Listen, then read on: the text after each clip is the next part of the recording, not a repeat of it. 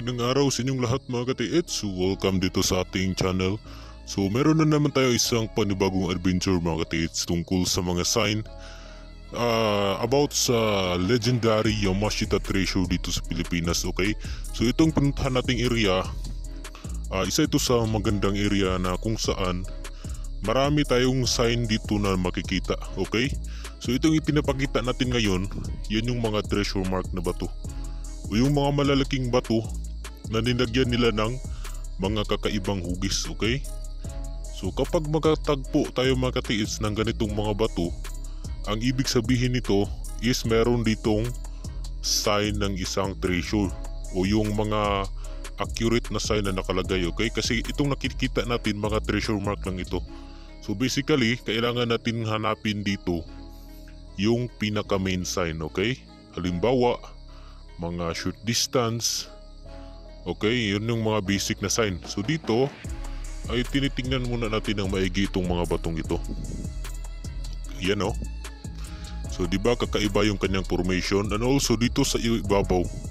So para siyang hugis diamond. Okay, yan o. So kakaiba, mayroon siyang mga formation dito sa may gilid ng creek tapos doon sa may gitna. So mayroon talaga silang mga positioning. Minsan mga ano yan mga katiits, mga mayroon niyang mga direction. Ang iba mayroon pang triangulation. So nakadepende yan sa kung paano nila itinago yung treasure. So dito isa ito sa mga treasure mark, bato na nilagyan ng kakaibang sign. So maraming butas-butas na hindi mo maiintindihan kung ano kanyang ibig sabihin. So dito ay nag-ikot-ikot tayo mga katiits kasi ito na yung area na mayroong sign na makikita. So ito yung ini-explore natin, baka meron tayo dito makita na isang sign ng isang treasure. So dito ay keep tuning lang kayo mga katiits dahil meron tayong kakaibang sign na matatagpuan dito. Okay? So ito na nga. So aking napagtanto na nandito lang sa mismong creek na kalagay yung sign. Kasi kung ating mapapansin, yung mga bato dito sa gilid ay napaka daming mga puno. So itong nakikita natin ngayon, ito yung bato na binasag namin noong ilang buwan na yung nakalipas. So basically mayroon tong nakalagay na giveaway sa loob. So pwede nyo panoorin yung ating previous video. So nandito sa ating channel kung paano ba natin basagin yung mga matitigas na bato. Kahit gaano pa yan katigas at kalaki yung mga katiits, yan ay mababasag sa mabilis na paraan, okay? So hindi yan mahirap basagin. So itong nakikita natin ay ina-observe natin ng mabuti. Kasi doon sa ibabaw, mayroon yung falls, maliit na falls, yan o. Isa yung falls na kakaiba rin yung kanyang ground. So basically tinignan na natin yan, pero hindi natin yan binususi ng mayo. So dito ay, ito yung napansin ko mga katiits pagtingin ko dito. Okay, yan o. Diba mayroon tayong mapapansin na isang bato na may kakaibang hugis. Isa yung tunnel na nakahiga. Wala yung butas sa wala yung line sa ibabaw, nandito sa ibaba mga katiits, okay? So ano bang ibig sabihin nito?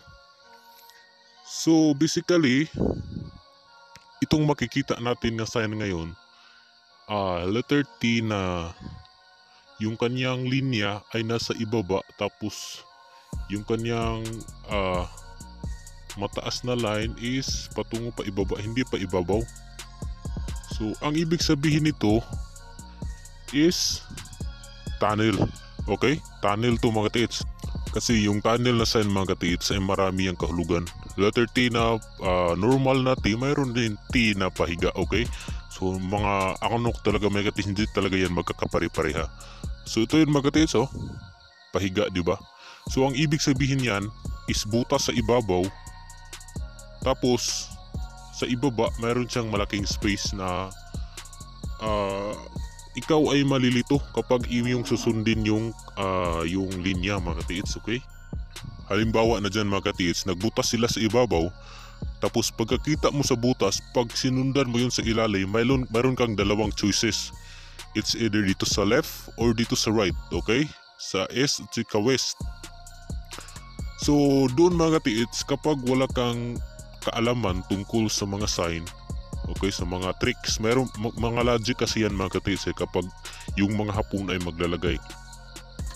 So halimbawa dito sila sa S at saka sa west, 'di ba? Yung T ay mayroon yung dalawang portion na pwede kang pagpipilian dito sa butas na ito. Usually, kapag pagbaon ng mga Hapon mga katiits, ang dapat ang lagi ninyong tandaan is nandito talaga sila yan, palaging nagbabaon dito sa west portion, wag dito sa east, okay? So kapag makita natin itong butas sa ibabaw, ay dito tayo bababa sa west. Dito tayo papunta sa west kapag mapuntahan na natin yung pinakadulo o pinakatuktok sa ilalim ng butas. Dito sa west, wag dito sa east. Kasi usually yung nakalagay dito sa east ay mga trap yun mga katiits, minsan mga bobby trap at mga poisonous gas yung nakalagay doon.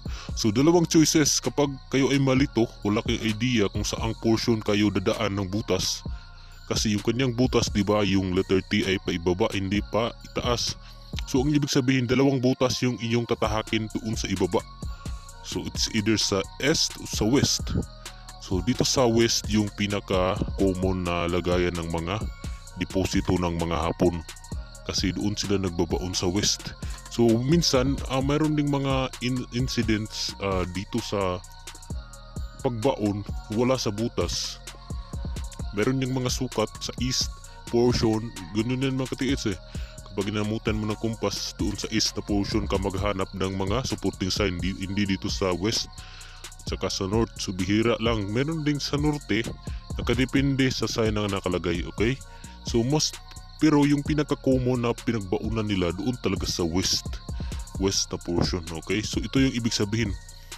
So dito, itong makikita natin ngayon, ito yung unahan, okay? So ito na yung indicator, di ba? Mayroon tayong nakita na tunnel. So ito na yung makikita natin ngayon. Ito na yung indicator ng tunnel. So ano ba yung indicator mga katiits?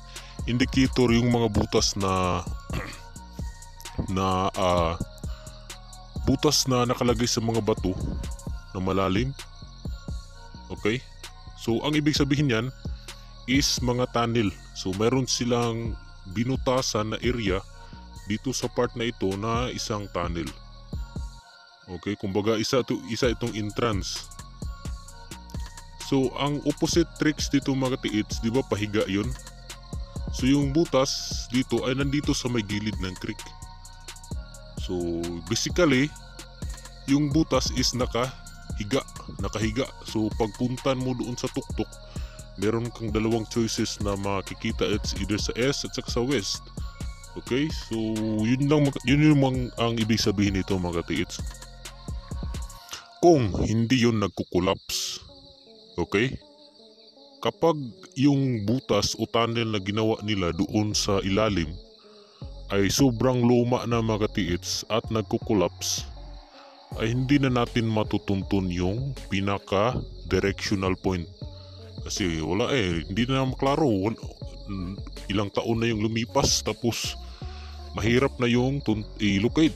So kaya yung ginagawa ng ibang mga treasure hunters ay gumagamit na sila ng mga heavy equipment. So heavy equipment na yung ginagamit nila para wala na silang butas na tatahakin. Wala na silang pinafollow na directional portion. Kung hindi, yung buong area na talaga yung kanilang huhukayin, okay? Para mahanap lang yung treasure. So ang ginagamit nila is mga locator. So kapag nandoon na sila sa pinakatuktok ng deposito, ay kanila yung huhukayin ng isang mga heavy equipment. So malaking hukayan ito mga katiits, ano?